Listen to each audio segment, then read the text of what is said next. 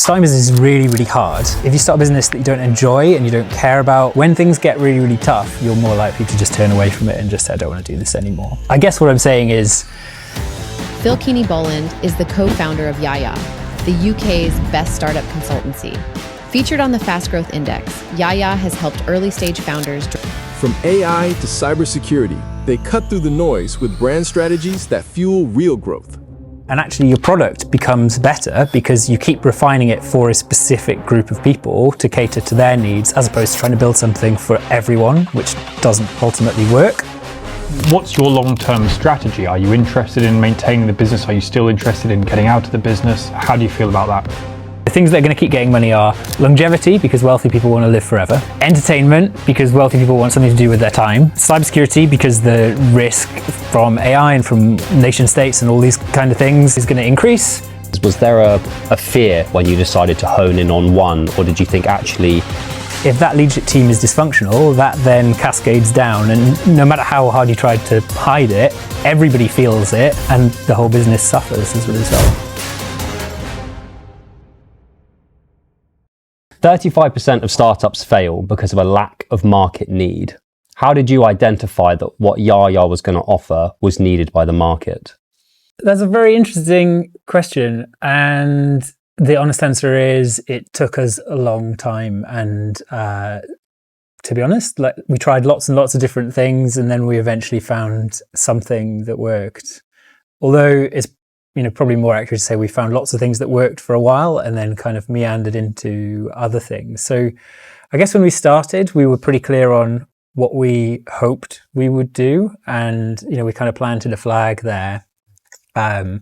Me and my business partner, he lives in Margate now. We went down there, we had this Airbnb with this kind of balcony thing that looked out over the sea, took all the Post-it notes down, figured out, what it was that, who we wanted to target, what problem we thought we could solve them, how we thought we could do that, and the things that we enjoyed.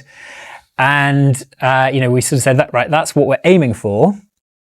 The reality was that we didn't sell really any of that kind of work initially. So, we're a services business, the setup costs pretty low. We just started doing stuff that people would pay us money for. And, because we're flexible, and, we work in design, but in lots of different areas, we were able to do all kinds of crazy things initially. At one point we were kind of measuring up an office to redecorate it, and make it more on brand and design wall vinyls and those kind of things. It took us a while until we got our first website stuff. We were doing, product design in, in like social care and places like that. And gradually, trying to get closer and closer to the thing that we actually wanted the business to be, and trying to sell stuff.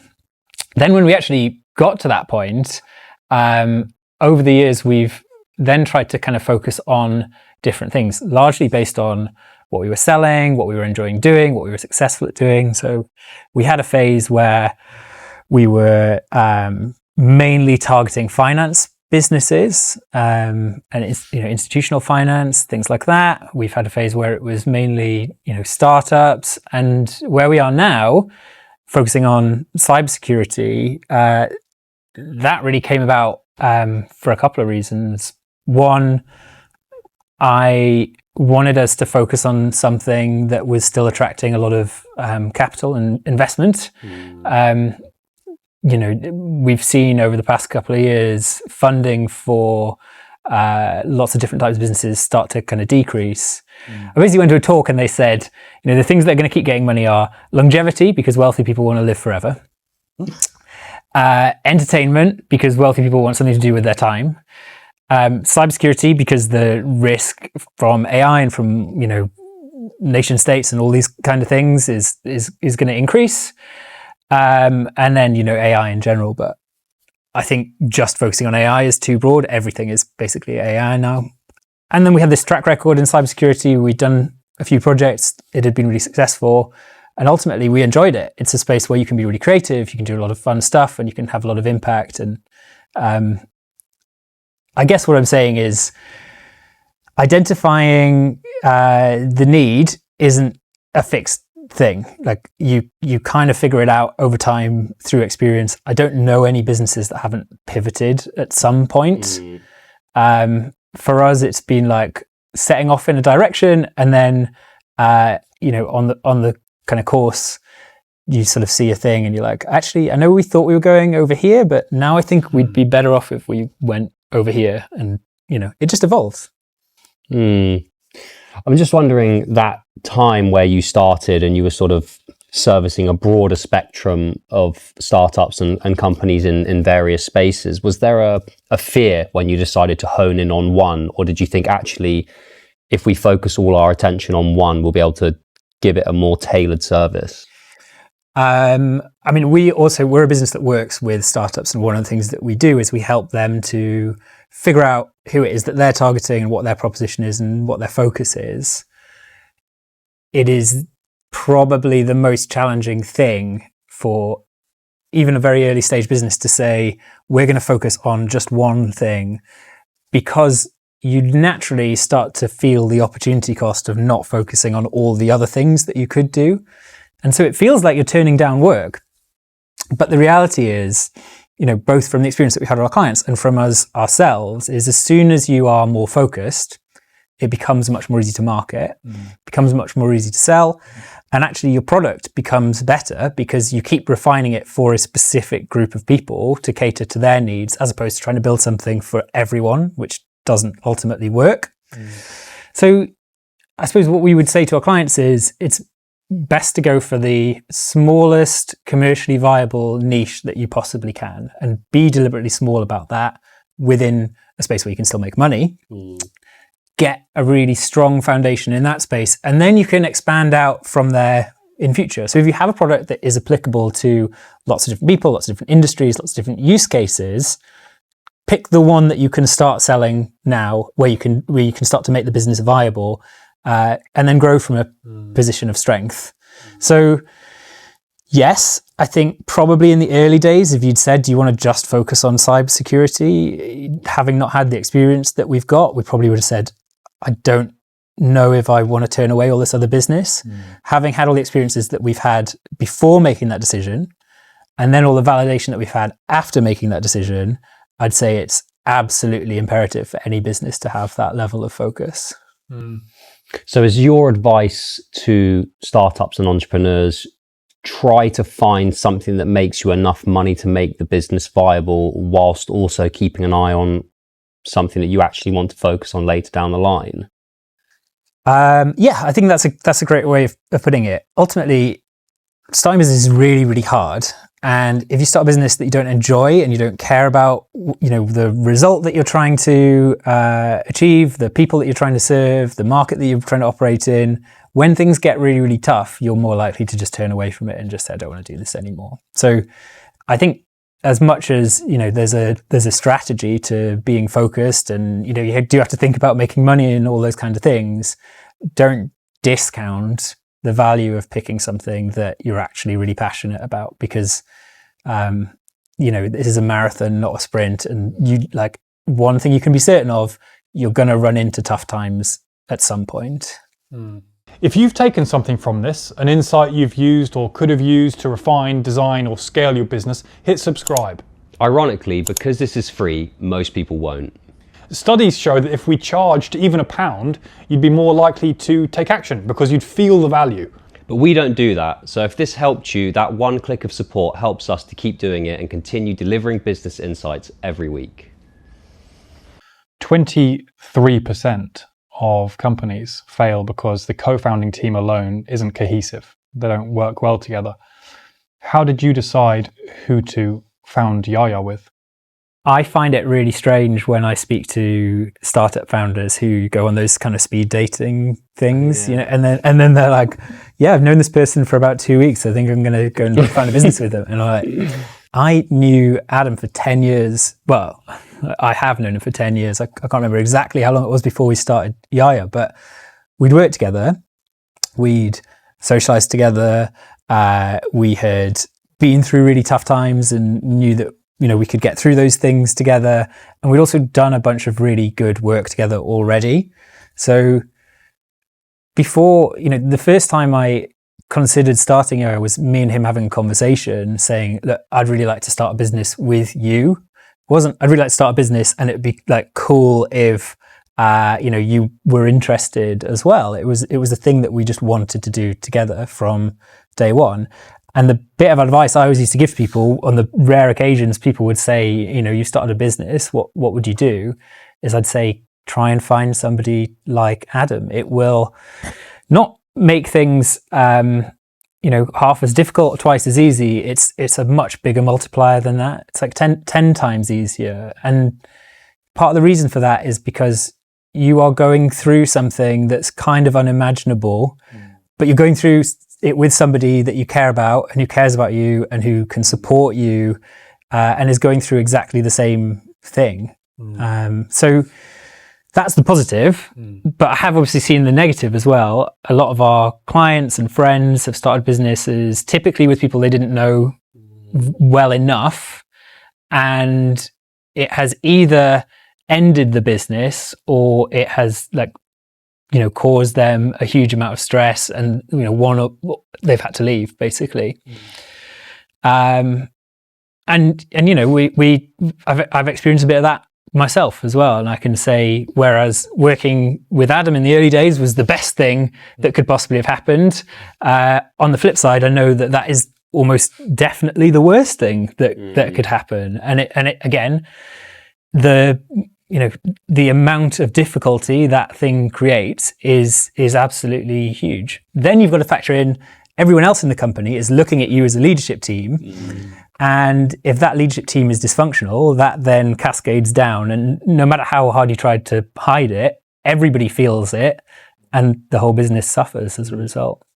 70% of businesses consider themselves to have a limited budget when they start their company. I don't know who that lucky 30% are that consider that they don't. But anyway, I just wanted to know, putting yourself in that category of the 70, how do you prioritize where to spend and allocate those resources when they're limited? Well, we didn't start with any money. So we had a bank balance of 0, and we put a little bit in ourselves to fund our initial expenses. The very first day of the business existing, we met up and we went shopping because we were getting an office, and we said, oh, we need some really important things that we need in the office. And funnily enough, one of the first things that we bought was what we thought was a whiskey decanter, but turned out to be a wine decanter, because we thought, oh, at the end of the day, you sort of have like a whiskey and stare out onto the horizon and things like that, which was not a sensible purchase, but we were kind of having fun. And then I was just really paranoid for the first few years of the business, at least. We were just really tight with money, and I think this is really important. We sat down and we worked out how much money we needed to earn each month to cover, our rent, our food, a little bit more than that. We both took a pay cut from the jobs that we were doing to make that work. And so, we were lucky in that we made more money than we probably expected to, gave us a bit of a surplus. We didn't touch any of that. We just kept it in the bank and, stayed sensible with what we were paying ourselves. We were very careful with all the things that we invested in. Startup costs pretty low because we're a services business, but I used to sit there and I used to look at the bank balance and say, how many months is that we can pay for our office and pay for our salaries? And gradually that started to go from, 0 months to 1 month to further and further out ahead. But I was constantly just looking at it and just in my head going, okay, how many months and months is that? And thank God we did that, because then COVID hits. And I was able at the start of COVID hitting to sit down and say, because we've been sensible with money, we've got 6 months where we're not going to go bust. And if the world is still in total chaos in 6 months' time, everyone's got a problem, not just us. And we assume we'll make money during the next 6 months. But had we not done that, I think we probably would have been really panicking at that point. And so that was a really important lesson. But what you find is that the longer you're in business, the harder it gets to be that tight. And once you start to get a bit frivolous with things that you're spending, it's really hard to then reverse back into a space where you're really, really lean. So I would stay paranoid for as long as you possibly can, really. Did you pick up any crafty little tips along the way, except being paranoid, about how to sort of save some money and stay lean? I mean, it's hard, I think, when you think about investment, everything is a good investment until it isn't. So, when we take, for example, our office situation, we went from a 2-person office, and then when, we came back from COVID and we had more people, we needed to scale up. It was a bit of a gamble to do that. We then worked there for a couple of years, and then we kind of scaled up again and got a bigger office. And that was too big. And then, we actually found, I guess partly because of COVID, we were mostly working in kind of hybrid remote settings. That, like, I kind of look back on and I'm like, why was that not a great investment? But the kind of gamble before that was, and the only reason is like, because of hindsight, you know that it was like, you kind of have to take risks on investing in things based on your like best judgment when you can. There's no real like secret to saving money or avoiding investing in the wrong things. You just kind of have to feel it out.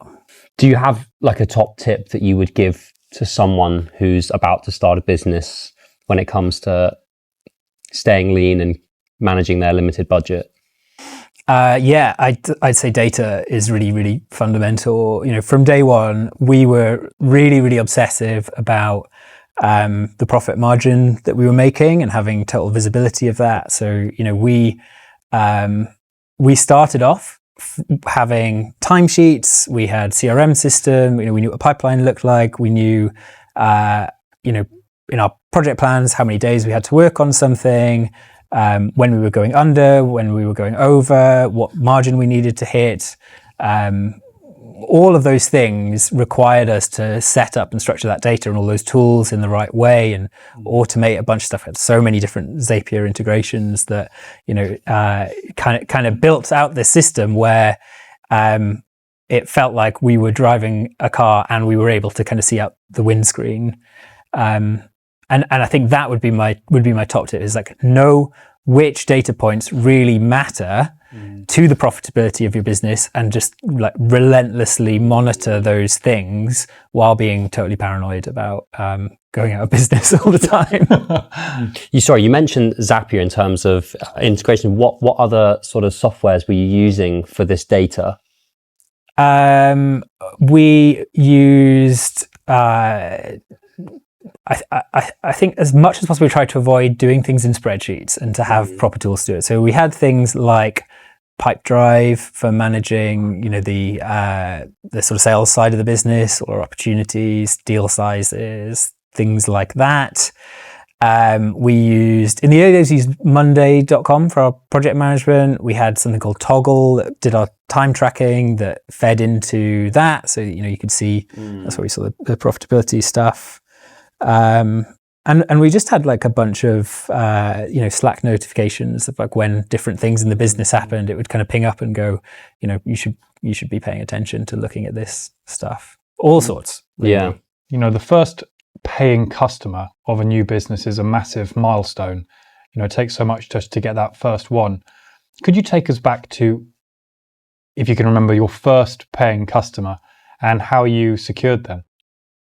Well, I can remember calling Adam and saying, I think we have our first paying customer for this idea of this business that we've been talking about for years. It's kind of now or never. If we're going to do this, we'll never have a better shot at it.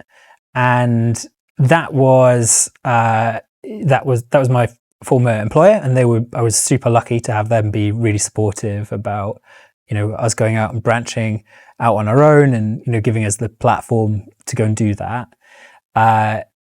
We also had a second business, which was Adam's former employer, also where I used to work, so we started the business with those 2 clients, and we knew that would cover about half of our salaries. So that was enough confidence to then go out and look for other people. But I think for the type of business that we are, your first customers, and this is true, I think, of most businesses, your first customers are not going to be strangers. It's really, really hard to start a business and just start a B2B services business, at least. Start marketing to people who don't know you. So I think of it in kind of phases. The first customers will be people who trust you, probably people you've worked with before. Could be colleagues, could be clients, could be your old boss, but like people who know that you're going to do a good job. This is why it's super important that throughout your career you're building a network and you're doing good work. Like, you have to get a bunch of people who trust you if you're ever going to do this, and also build up a rapport with them. Make sure that they like you enough to kind of support you as well, because that is a big part of it. Your second customers are going to be people who are referred by those people. So you then, you do a good job for the first group of people. They're then going to go, okay, you should really work with my mate over here. You can then obviously keep doing that, and those sort of second circle people can refer you on to third circle people. But at a certain point, I think you have to find a system to make that more predictable. And that's where you need to start thinking about things like advertising and marketing and things like that.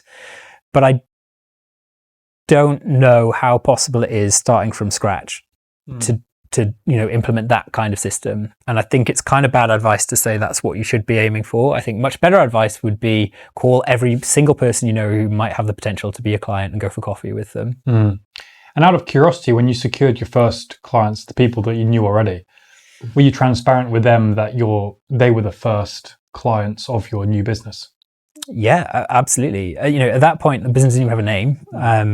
It was registered on Companies House as Adam and Phil's Good Design Company. Because so it did have a company name. An unbelievable one. Unbelievable name.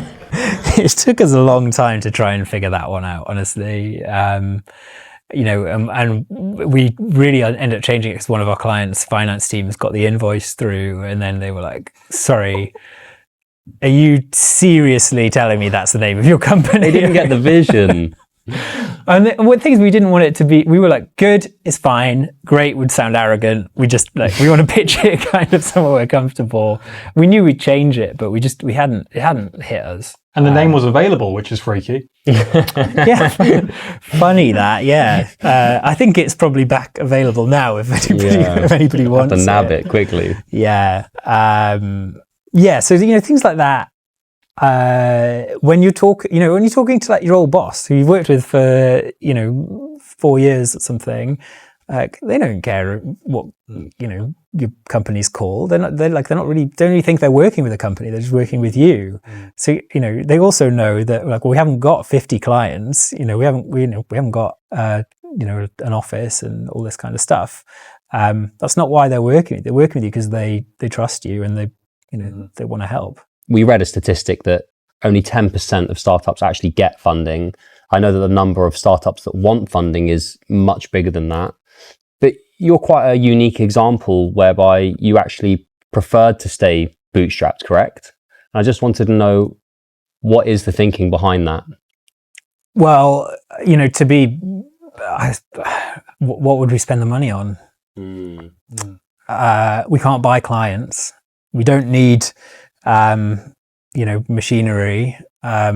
We don't need more people than we have work to do. And, as I said, we weren't spending at that point money on advertising and things like that. So all you can really buy at that point is like vanity stuff. We could have got a nicer desk and nicer chairs and all those kinds of things. But there's never really been much need for funding. The only thing we have taken was during COVID. We did take a COVID loan. I'm kind of determined to be like one of the few people who's actually going to pay back every single penny of that. And that, that was the reason. There was two reasons that was useful. One, it just gave us confidence. We had money in the bank during what was obviously like a really, really stressful time. So that if things, didn't work for a couple of months, we were still going to be able to pay people's salaries, and that kind of gave us confidence to move people onto permanent contracts. And it also meant we could actually invest in getting external help to help with our branding. Sounds crazy because it's what we do, right? But I guess it's hard to look at yourself and do those things. I think, one of the things that we sell is the benefit of having an external person come in and challenge some of your assumptions and things like that.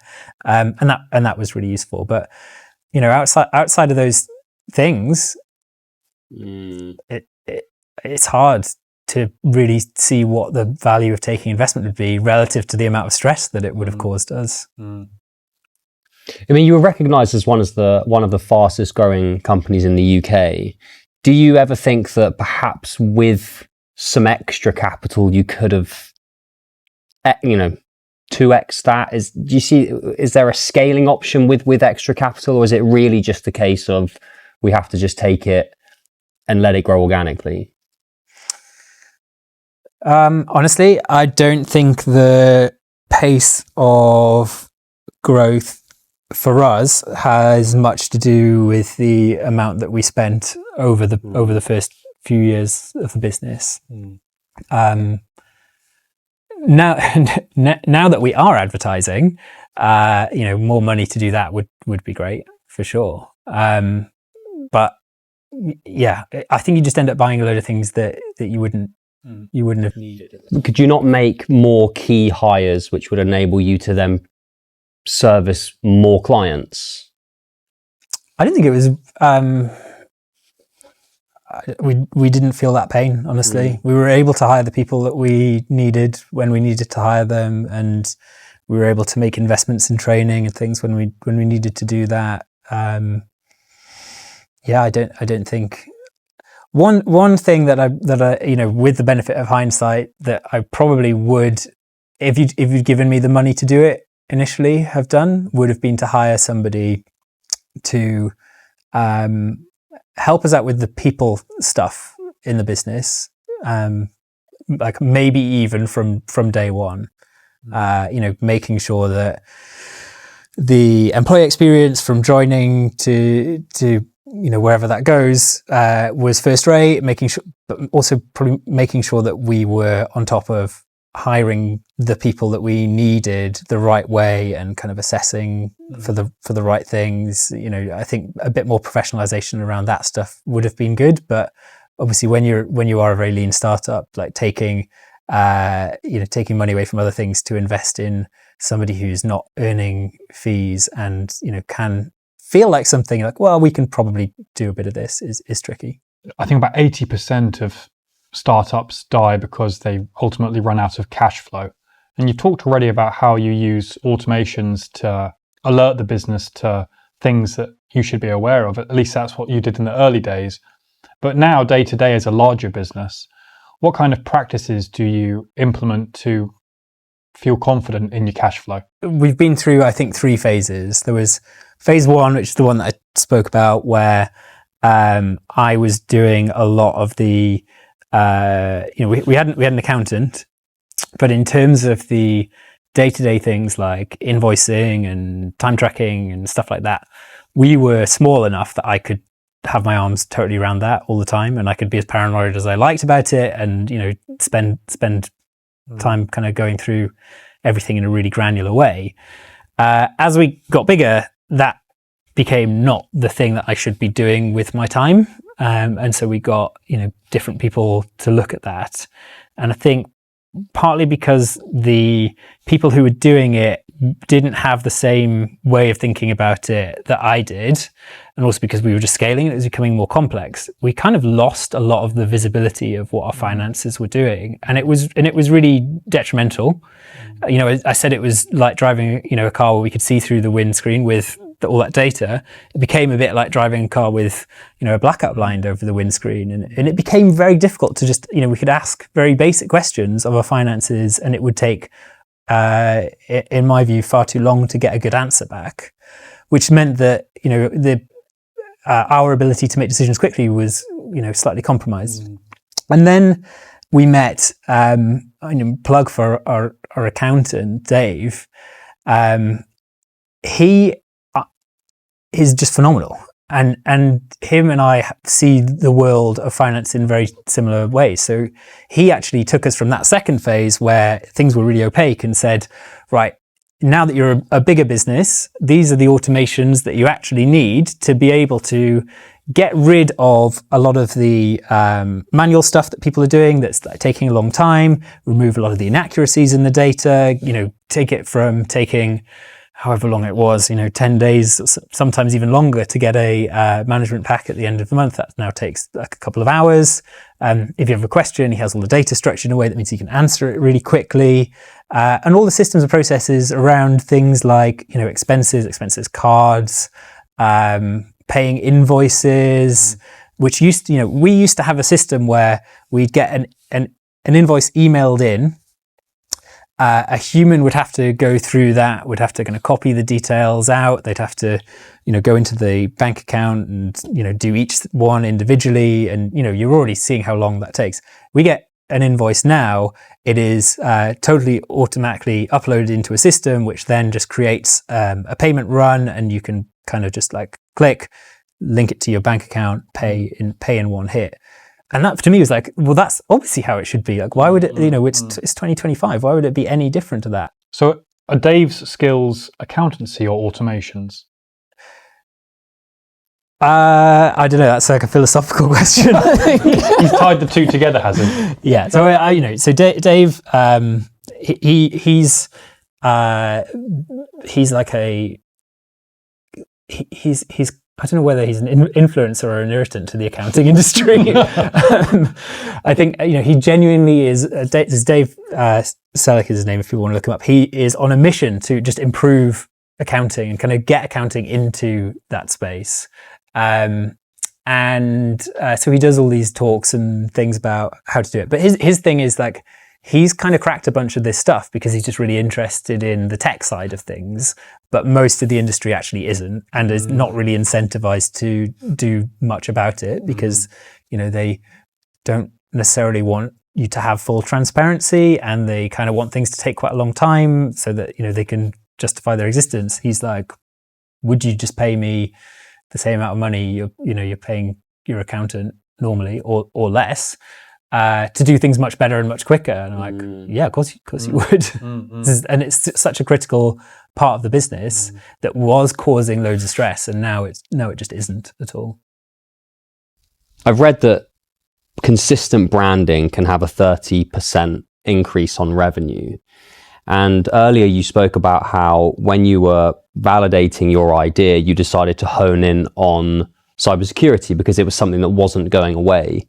So by the virtue of that, it's an incredibly competitive marketplace. So I'm wondering how YaYa is able to help startups in the cybersecurity space stand out. So you think about my journey through my career. I started off in marketing, a lot of digital marketing, a lot of conversion rate optimization on websites, things like that. Then moved more into branding and into more like innovation stuff, started to look at more product things.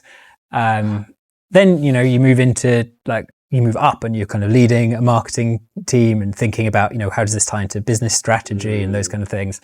And then I got much more into product design, user experience, all those kind of things. The thing I realized is ultimately these are all the same thing. And the key thing is really what's the value proposition of the business.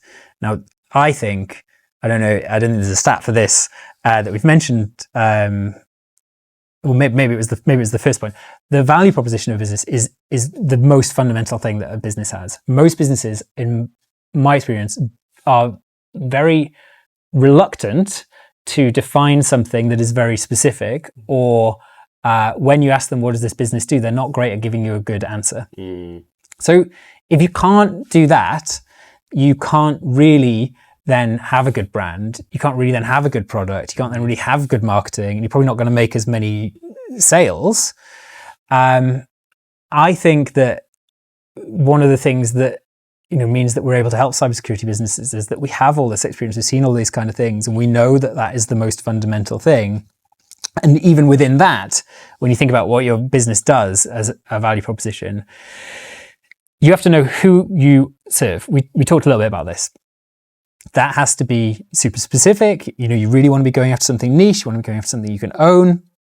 You have to know what problem you're solving for those people and what the result of solving that problem is for them, that kind of promised land thing.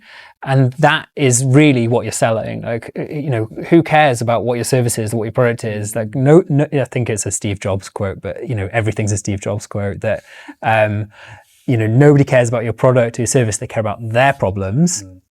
And if you can link your product and service to that, then they care about you.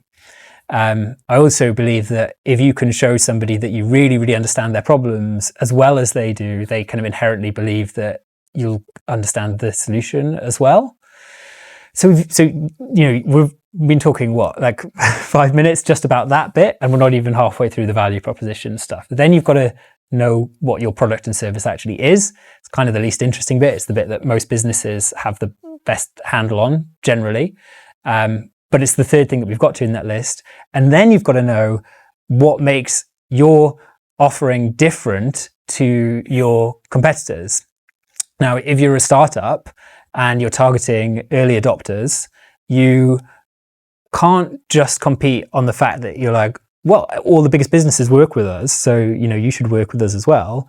There are at least two kinds of people in the world. There are people who will only buy businesses like that. They don't want to take a risk on something new and different. And then there are people who are like, I want something new and different. So if you're not telling them how you're solving their problem in a new and different way, they aren't going to buy from you. So that's both sides of the market are not going to buy from you at all. That is like a huge, huge puzzle. It is all about strategy. It's difficult to do. It's often not something that a business necessarily wants to do for lots of different reasons. It's often something that businesses compromise on a lot because they can't get the senior people in the business to agree on it. That's really where we start earning our money is kind of unpicking that stuff. Then you have to do your branding based off that foundation. If you then just take all of that stuff and you're like, this is what makes us really different and exciting, and you come up with the world's most boring brand, that's going to fail as well. That has to be really, really differentiated. You have to have the skill to be able to differentiate that without making it look stupid. Like it's still got to attract the same people as everyone else is trying to. But you have to position yourself in a different way. And then you have to go out and actually get some customers, and you have to link again back to the value proposition. I like to say that kind of altruism is much more effective than marketing. Or you're in the business of solving people's problems. You have to be giving them things for free that then help you to go and do that. Now that probably is like a huge monologue, and it gives you an idea of what we do as a business. It's not what every single business who's in the same game as us does. There are people who are just very focused on like, how do you look visually? There are people who are very focused on how do we get you to buy as many ads on Google as possible, and refine and make those things really impactful. But that's our methodology. We came up with it. We called it the Cult Products Framework. And it underpins every single thing that we do. We believe in it, but we also have the experience to know that that's how you ultimately win in this space. And so when you look at say cybersecurity, we did some research on this. 70% of cybersecurity startups who are exhibiting at this big conference that we're going to, they're just blue. So they all look the same. And I think blue is probably like the color in most industries. Now we take something like that and we'd say, right, put that on the wall. Whatever we're doing, this isn't going to be blue, right? Like we're going to do something totally different. But you know, again, like that's us. Like that's in our DNA. That's how we think about things. You know, we've really created IP. We've created a process, a methodology that nobody else has, and you know that's ultimately why I think we're able to do a really good job for our clients. Let's talk about hiring, culture, and the values of your company. I'm not sure exactly how many people you are in size now, but over time, how have you decided who to hire and what kind of criteria do you look out for in the people that you work with?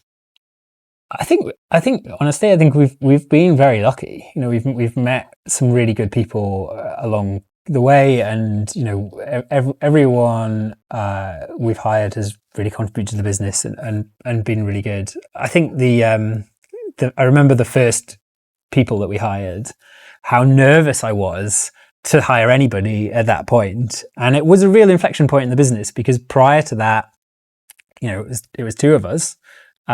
We really were just like accountable for ourselves. And then suddenly we have two people who, okay, now we're responsible for them paying their rent. And so hiring for me has always felt like something that, you know, I feel is high pressure for us and for them. I just literally say to people, and I said to those two people, look, we can hire you right now. I can't make any promises about whether this business is still going to be going in 3 years' time. I want you to be aware of like where we'd like to get to, but also, you know, you need to be well informed about your own decision.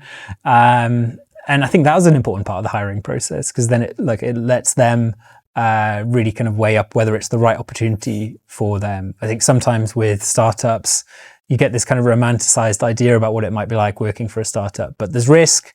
It's high pressure. It's, you know, it's definitely not, if you've come from a big company, a step down into an easier space. Actually, in lots of ways, it's much harder and it requires a totally different skill set. But anyway, those first people worked with us for, I think, about 6 months before we realized if they left, we'd have a huge hole in our business and like in our hearts as well. So, you know, we wanted to try and bring them in for that reason. And that was really successful. You know, if you can do that, you know, go for it. And the first few people we hired even after that were people who worked with us as freelancers. And then, you know, we realized, you know, we could really count on them and we could bring them in. It's not always possible to do that, obviously. Sometimes you do have to go through a normal hiring process. When you say normal hiring process, if you just take us back to the times you're hiring, obviously you've got lots going on. How do you decide to find candidates in the first place to interview? Well, we've done that two ways. Sometimes we hire people we already know, former colleagues, friends, family members. Don't do that. Dangerous. Number one piece of advice is do not hire family members into your business. I guess like sourcing candidates, we took a view that we wanted to get younger people into the business, and there were some like quite important cultural reasons for that. I think there's an energy that we've experienced at startups and you know, places that we've worked in the past, where if you get a bunch of really unjaded, smart graduates together, they think that they can do basically anything, and then you can kind of give them enough rope to let them try, and they actually then provide energy to all the older people as well. So, you know, luckily somebody reached out to us and said, can I come and do your internship? You know, I think you look like a really interesting business. And we said, look, you're more than welcome to come in, but you should know we don't have an internship program. They did a week with us. They were really good. Like, I don't know when people started to just slag off the younger generations, but I think it's totally unfair. Like, all the people in that generation that I've worked with have been absolutely phenomenal. They then introduced their friends to us, and then it became more structured, and we built a relationship with Imperial University and with a particular course called Design Engineering there. And, I would go in and do guest lectures and things like that, and you build that relationship. They do placements every year, and, we started to take people in on placements. The people who came in on placements, we'd then try and actually hire once they finished university. And I guess, for us, it was a case of going very narrow and very deep with one relationship rather than just trying to go too broad and do everything. And also, by going narrow, find a place where we could hire really, really good people that we knew we could trust, who had the right skills and all the rest of that kind of stuff. But then what we realized is, if you only then hire people from one degree course at one university, you're not getting diversity. And then you kind of have to think about how you broaden that stuff out, and then you have to think about what are the other channels that you can use, and how can you kind of counterbalance those things. And we started to take people in from actually a much younger level, just kind of while they're still at school, give them more work experience, things like that, to just try and broaden that out. Can culture exist in a remote only workplace? How are you defining culture, I guess, is the... A company's culture, I'm sure you're able to sort of understand and define your own company's culture. The work, whether it's the work ethic, if you're working all towards the same goal. What I'm really trying to get to the bottom of is, do you think that you can have that level of cohesion in a remote only work environment? So, we didn't really know anything else, because, we started in 2019. Within months, it was lockdown. And the first people that we hired, our Christmas party that year was the first time we'd all met in person. So we totally created a culture fully remotely. Without ever meeting people. And I think, that's not about doing Zoom quizzes and things like that, clearly. For me, culture isn't going to the pub or, the perks side of things. For me, culture is actually how do you get the best out of people? And I think it's important that you're not talking about getting the best out of every person in the world. You're talking about creating an environment where, rather than everyone performing to an average level, a group of people are able to perform to a really high level. Don't mean diversity, that's kind of a separate kind of thing. But your cultural values, for me, should be things where you've made a deliberate choice to say, we want it to be this and not this, but both would have been valid. So you have a value, and it's we want everybody to be, I need to think of one that isn't the value of a company that I used to work for. But I don't know, let's say hardworking. That's a value that, we have. It's what's the alternative there? You want people to just kind of be lazy. That's obvious. It's not really a thing. So I think your culture should be a bit spiky. It should kind of not some people should really love it. And it should be, totally geared up to them giving their best and what they really want to do. And some people probably should go actually, not that these would be bad people, they just wouldn't be right for you as a business. And anyway, that stuff, that's all about how you interact with each other, and what your expectations are, and where you set the bar in terms of people's behaviors and things like that. And you can do that remotely, you can do that in person. It's So as someone who has experienced rapid growth and someone who works in the creative sector, I'd just love to know what your thoughts are on AI and if it's incorporated into YaYa at all. I wouldn't say I have I haven't made up my mind really totally, and partly that's because it's kind of changing so quickly. So you can't really say, oh yeah, AI is not going to disrupt this bit of our industry, because you don't know, and it's probably more likely that it will than it won't.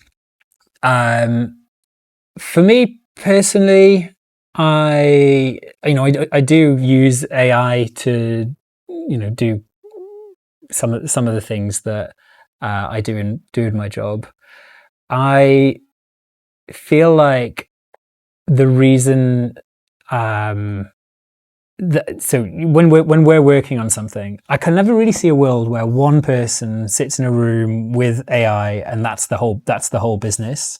I just don't think that that's what anybody wants, or that like people would stay sane working in that way. You want to have a group of people with you when you're doing that. And so I see a lot of what we do as making sure that we're the people that our clients want to have in the trenches with them or in the room with them when they are growing their business. And that means as well as being able to create visuals and make things, which AI can kind of help with a lot. You've also got to think about how do you discuss what needs to be done? How do you know what good looks like? And how do you sometimes push back on things and challenge each other? And I think how you feel about certain things is also really important. So those kind of things I think are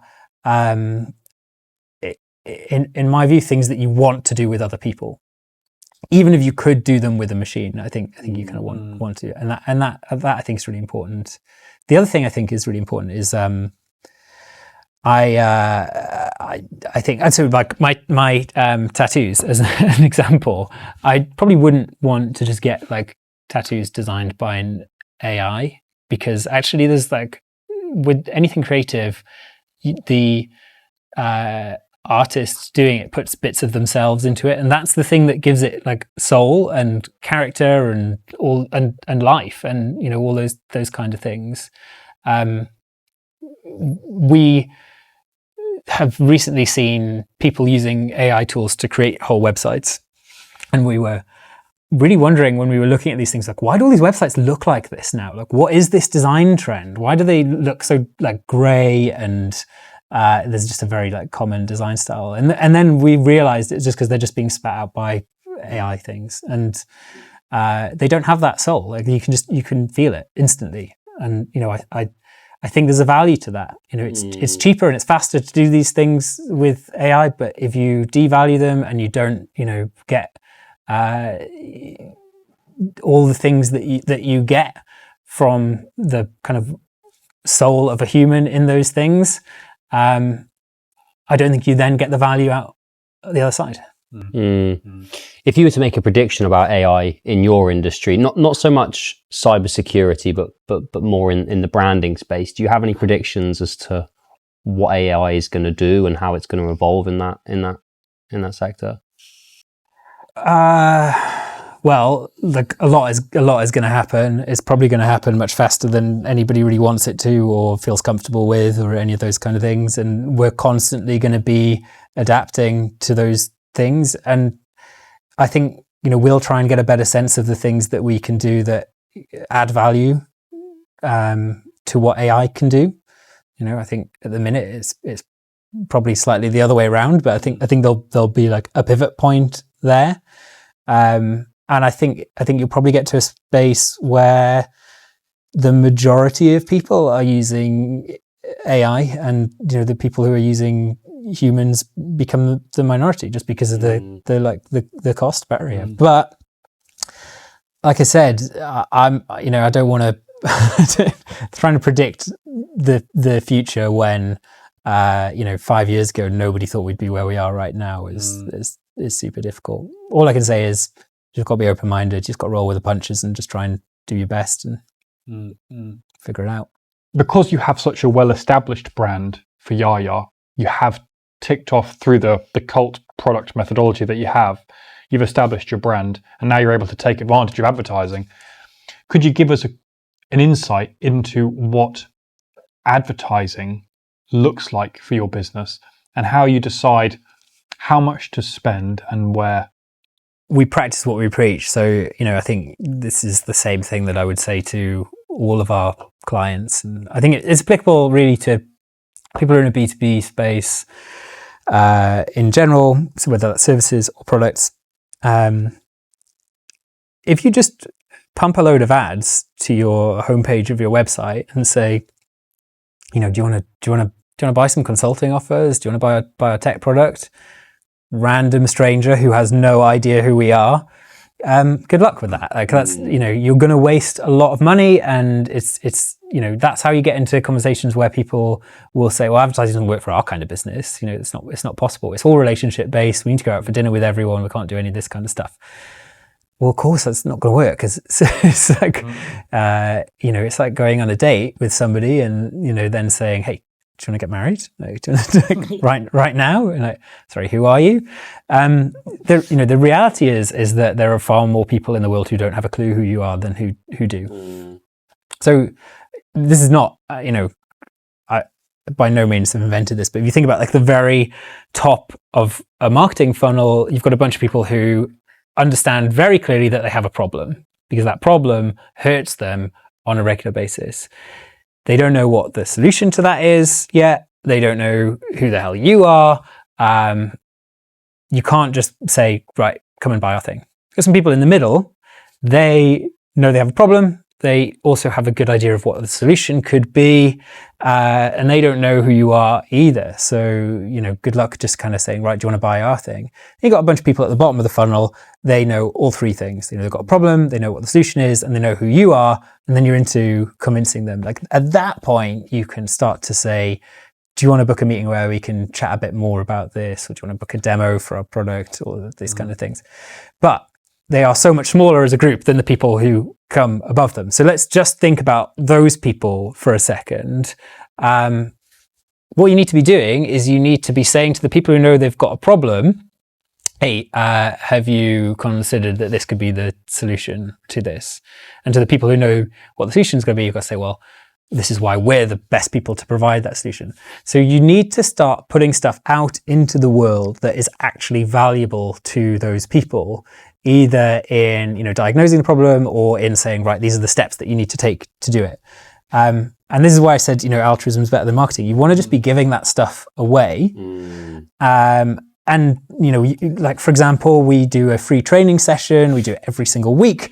It goes out, people attend it. And our aim in that isn't to sell people things. It's to give them steps that they can take and ways of understanding the world that will genuinely help them to sell more of their cybersecurity products to cybersecurity buyers. They never speak to us after that point. We've given them something that's actually intended to be really, really useful.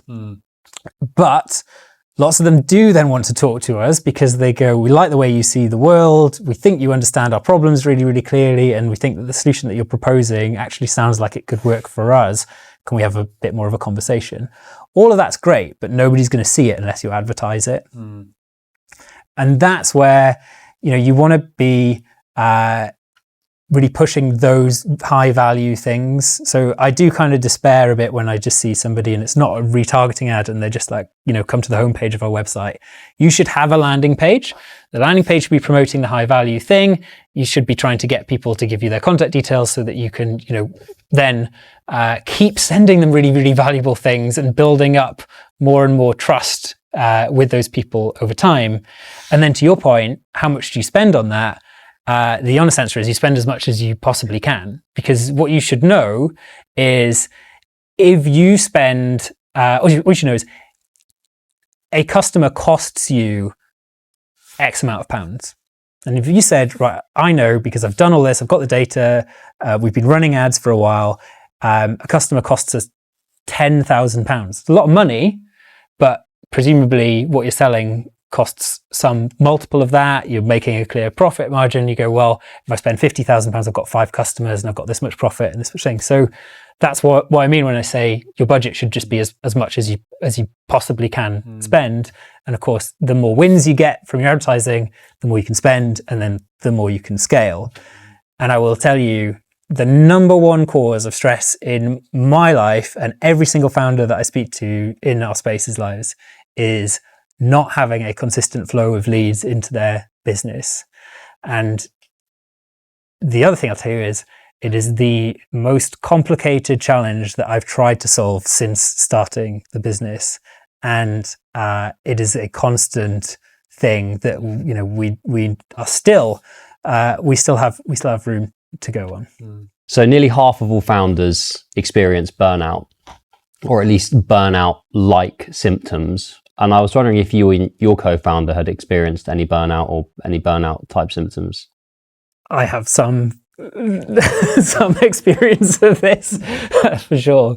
Yeah, I mean, you've got to look at our journey and say we started a business. COVID hit within months of that happening. That was tough for the business. It was also tough for us as individuals, as it was for everyone. Funnily enough, it was pretty good for the industry. A lot of people needed digital solutions to things, and they either were spending it during COVID or after COVID. They suddenly had all this budget that they hadn't spent, and then it could kind of go out. And it became a bit of a boom. And as a result of the boom, there were lots of people who decided that they wanted to be product designers, and so the market was flooded with them. And then after the boom came the bust. You've got people like Facebook and everyone suddenly lay off loads of people, and then the market is flooded with product designers, new people who've just trained to do it, people who've been doing it at a high level for big tech companies. Demand drops off, supply's too high, and everything else that's happened over the from Brexit to however many different weird and wonderful people have led our country and the countries that we work in over that period of time. Plus AI suddenly comes along out of nowhere. Then you've got your all the stress of your life outside of work, and you've got stresses within the business. Like if you're the founder of a company, can I swear, or is it? Yeah, okay. Fucking go ahead. Business, baby. They say like shit flows upwards. Like a large part of your job is just dealing with other people's problems. And people have lots of problems, and the more people you have, the more problems you have to deal with. And you're making thousands of micro decisions a week based off limited information. Like, does any of that sound like it wouldn't have an impact on your well-being and really stress you out? I got to a point where I was really like my mind and my body started to just kind of be overwhelmed. I had the whole thing from remember being like having dinner with a client and just halfway through going, excuse me for a second, I'm just going to go to the bathroom, just having a panic attack, and then just coming back and just finishing the dinner. I don't know how much detail you want about this, but I was getting like skin rashes and I couldn't sleep. I remember we had a meeting where we had to fly somewhere, and turned up at the airport at 8:00 in the morning. My business partner comes in, it's like, what happened? I was like, I haven't been to sleep. I just couldn't sleep. We've got to go to this meeting with this really important client. It's like, I think I'll be okay because I think I'm totally wired. Like, we'll get through anyway. It's kind of funny now, but the truth is, like, I got myself into a real state, and I think as a founder you have a responsibility to not do that and to look after yourself better, because like how can you you're not your best self to be running a business. Like, it makes you kind of difficult to work with. It's and honestly it did get to a point where I was like, I think I hate this business.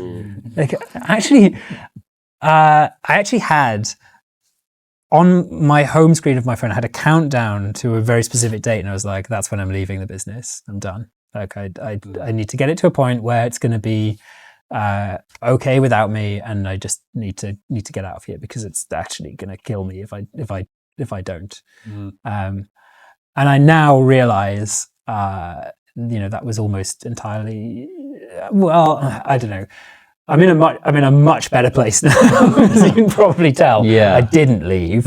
I'm much happier with what we're doing. We've made a load of changes to things.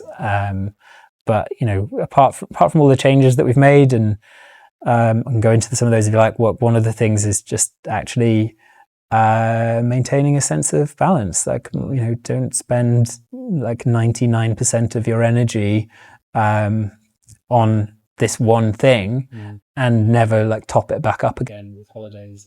Yeah. But I think it's important for people to hear that, because, you know, we often hear and we're often sold the story of, you know, founder life and this, that and the other, and that's so much fun. And obviously there are parts to it that are fun. It is exciting. You know, when we have wins in our team, it feels amazing. But there are times where it doesn't feel quite so amazing. And I think that it's important for people who are thinking about starting a business to know that this is really what it's like. It's not always easy. But you've obviously, as you said, you've turned the corner with it. And I just, other than maintaining a healthy balance, is there anything else that you do or that people can do on a day-to-day basis? And I'm not sure if it's cold plunges or chanting into the sky or whatever it is, but is there something that works for you on a daily basis that helps you?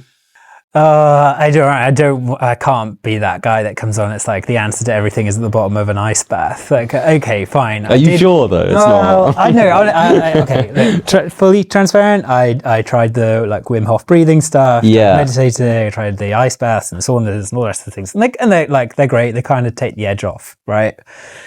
Actually, it's you know, it's a more fundamental thing than that. When we started this business, we thought this is what we're going to really enjoy. We're going to enjoy growing this business, and we'll get, you know, I really wanted to get through 5 years, and I wanted to get to, you know, 5 million a year in revenue, and I wanted to sell it, and we'd have however many people, and it would be like, you know, amazing. The reality is, like, the more we grew the business, the more I kind of just hated my life and was, like, as I said, becoming increasingly unwell as a result of it. I've spoken to somebody who had the same issue lately, and we haven't taken our foot off the gas at all. But the metrics that we're driving and the things that we want to achieve are very different now to what we thought we were going to be. And like, part of you is always going to be like, oh, have we taken our foot off the gas? Like, am I being stupid? I'm only going to be this age once. I'm going to get to an age where I can't work as hard and I can't do all this kind of stuff. No. So firstly, for people listening to this, like, you don't know what you're going to enjoy until you've tried it. And like, don't be put off from trying to grow and scale your business really, really quickly. There are lots of fun experiences around that. We like doubled our revenue every year for the first few years. It like, there was something hugely fulfilling about that. It was really, really cool. But then we kind of went too far, and it became something that for our motivations didn't sync up. And your motivations can change. You know, in that period of time, I got married, and, you know, all these kind of things, like your priorities can shift and things like that. But sometimes you just try stuff and you're like, oh, I didn't like that. I liked it when we were like a bit smaller. We focused on other things. For me, the things that have made a big difference are, I don't feel like I'm just running a business. I feel like I'm actually doing a lot more of the high value work for our clients. I'm motivated by making stuff, creating things, like solving interesting problems. The bigger the business got, the less I was doing that. Same for my business partner was really tricky. You know, we had a lot of pressure on us to hit a really big sales number every month because of the number of people that we had. And, you know, we've eased some of the pressure off in that way, although you know, we wouldn't kind of voluntarily have let people go. You know, that was a thing that we had to do, but one of the knock-on effects of that is like it doesn't feel quite as stressful as it did. And I think, you know, we just want to do really, really good work, and I feel like we're doing that. And I get to work with really wonderful people. I've got clients who I really like genuinely as people who I learn a lot from. That's really important to me. And you know, Adam and Alex who are the two people I work closest with, I think we've just got like we're just a really strong team, and I think it feels like we all really care for each other and support each other and make life pleasant while we're at work. And I don't think it's like ice baths and breathing things that ultimately resolve those sort of chronic issues. It's more structural than that. Like, really, you just have to figure out what it is that like makes you happy and what what doesn't make you happy. And do more of the former. What's your long-term strategy? Are you interested in maintaining the business? Are you still interested in getting out of the business? How do you feel about that? Well, I am a big believer in not getting distracted. And right now, my priority is the core of our business and making it really sustainable. And there's two bits to that. One is what we talked about around how do you get the system where you're like, I know that business is coming in, pipeline is building, and a lot of stuff we're doing around advertising that I spoke about there has been really, really transformational in that sense. So, I want to make sure that there's really good projects coming into the business, and I want to make sure that we're doing a really good job and constantly challenging ourselves. Like, I want us right now to be the best design agency working with cybersecurity businesses in the world. Like, I want everybody who is getting money in their pockets from, seed rounds to be picking up the phone and going, please, can you come and work with us? That's the thing that I care about. I don't care about having like 100 people or a huge revenue number, as long as we're comfortable, and we have the people that we need. And that has to be the case before we do anything else. And the anything else that I think we'll do won't involve us becoming a huge business. My idea is that we can take a lot of what we do and make it accessible to more people in a different way for a lower cost. And I think there's a kind of productized version of our service that we can create potentially through sort of training and group coaching, things like that, that will actually help people, startups at a much earlier stage. But as excited as I am to go and do that kind of thing, I just really want the core of the business to like just keep making me happy, keep adding value to our clients, and keep getting like stronger and stronger. Awesome. I mean, yeah, it's interesting because your own long-term strategy has changed over the years. When you were run down and overwhelmed, it was get out of this business by this date, then it was this, then it was that.